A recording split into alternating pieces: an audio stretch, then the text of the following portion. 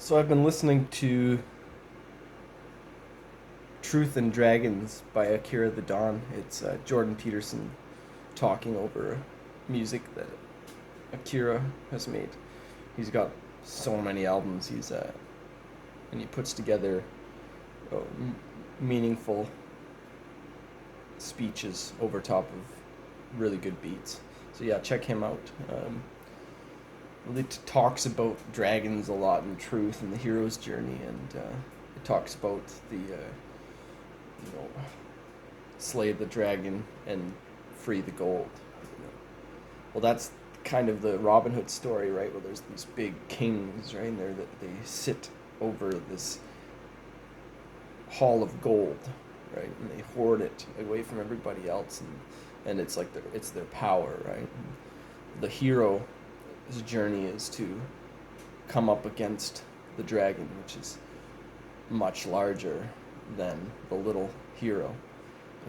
It's David versus Goliath, right? And when the dragon is slayed, that wealth is redistributed, right? And so, I believe that that's something we're in the middle of right now. Is people are slaying the dragons. They're actually slaying themselves because they're letting themselves known as dragons. So I don't know how we're going to be redistributing this wealth, but I know it's going to be unreal when these people get thrown underground again, like the dragon does, because eventually the dragon never dies, but he gets chained up underground, right?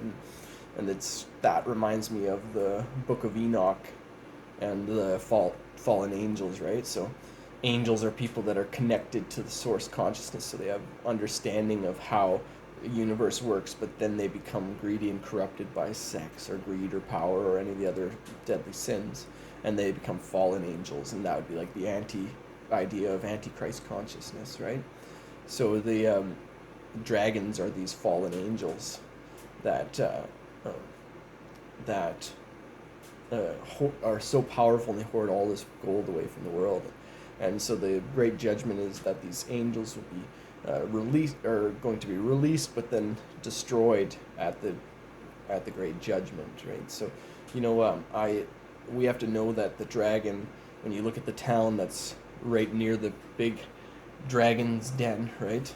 You know that town fears the dragon and what's going to happen as the dragon becomes more powerful. So, these dragons that are in my community that I've been stepping up against are going to corrupt our town unless we free their gold, because they're connected to other real dragons. To be honest, these people are less dragons but more dwarves, right? And there's this a story in that Truth and Dragons at the end that talks about thousands of dwarves surrounding this person. It sounds like a DMT trip that a lot of people have had. I've never had a dwarf one, but and then in the distance there's a beast, or the dragon, right? And all of these dwarves are like a swarm of gnats, right? And this is the mob. This is that thing that the postmodernists, like the people that are trying to take over the world, use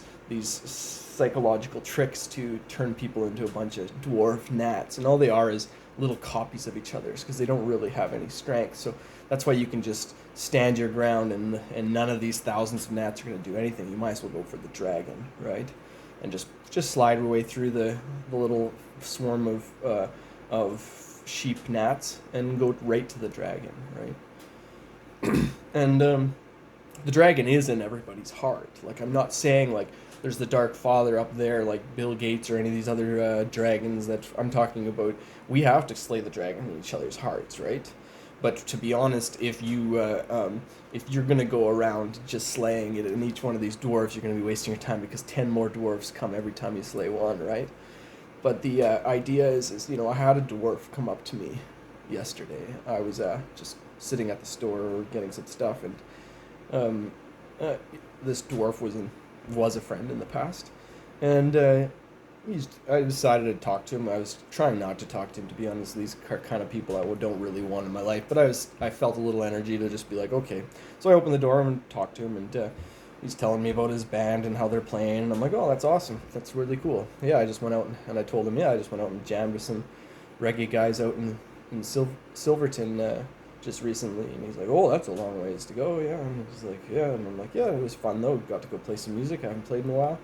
And I also got to go to the 12 Tribes and had dinner with them, the people from the Yellow Deli. And then he goes, yeah, go join that cult is pretty much what he said. And then he's like, and I'm like, a cult, eh? Well, what I saw was really healthy and very intelligent, connected people is what I saw. And he says, well, it's well known, he says, it's a well-known fact that the 12 tribes beats their children.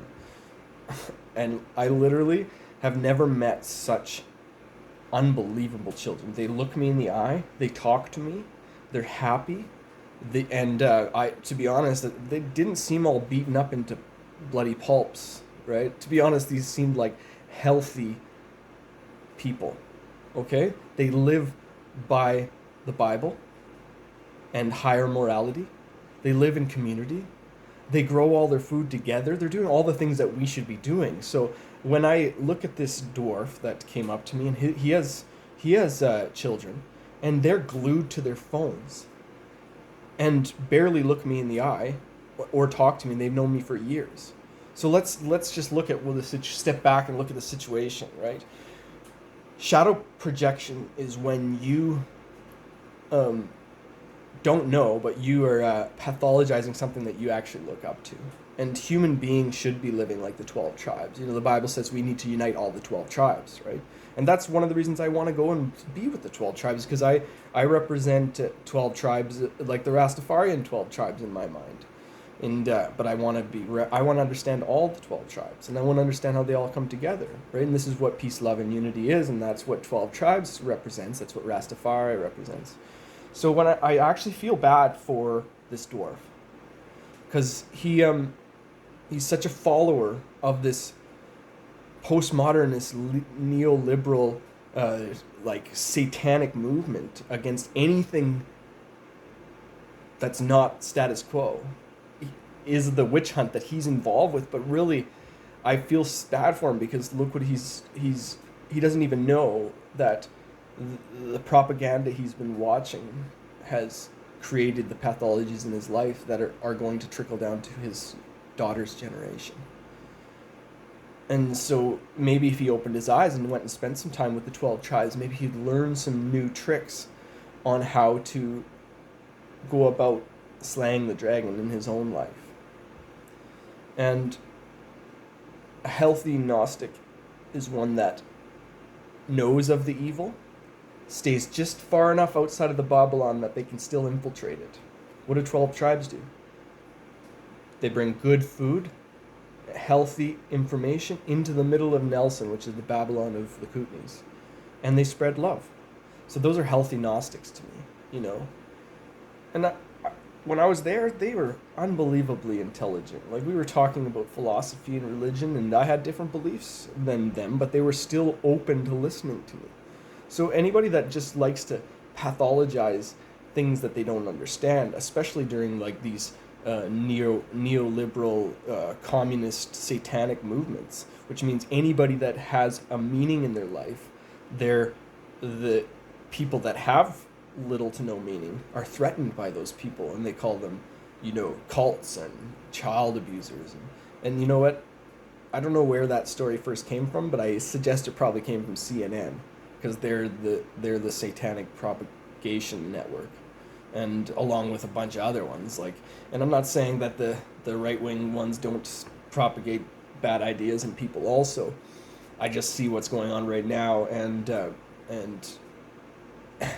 the throwing away of all traditions for this novel idea is failing miserably around us, as we can see.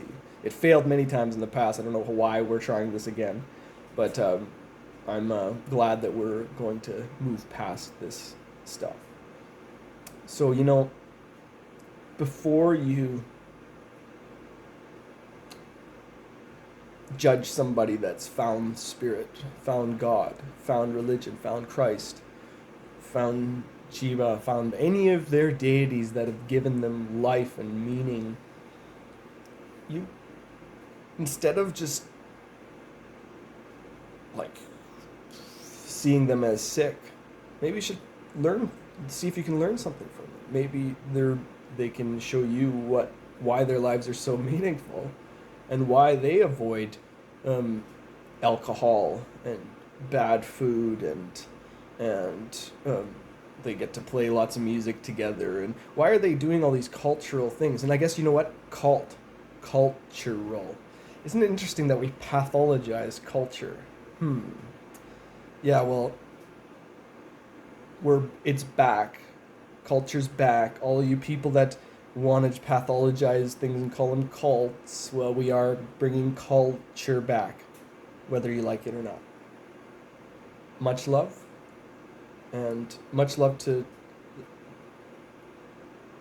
all the people of the world, and much love to the 12 tribes for keeping these traditions. And thanks for spreading the knowledge to me. They're going to be teaching me about animal husbandry the next little while, and I suggest people go out and learn from them. You know, I won't be like joining their community physically. I'm not going to move onto their property, but I have joined their community as a person that loves what they do. And so you know, just we can open our minds to new ideas instead of being stuck. You know, life is like water. If you stay liquid, then it's very easy to become vapor, which is ascend to spiritual realms. It's very easy to become ice if you need to be rock and steady without not a single wind can push you over. But ice can be ideological and physiologically possessive. Vapor can be physiologically nihilistic, because it is so nice to be floating in the air rather than sitting on the ground. But water can flow through everything that has holes in every shape.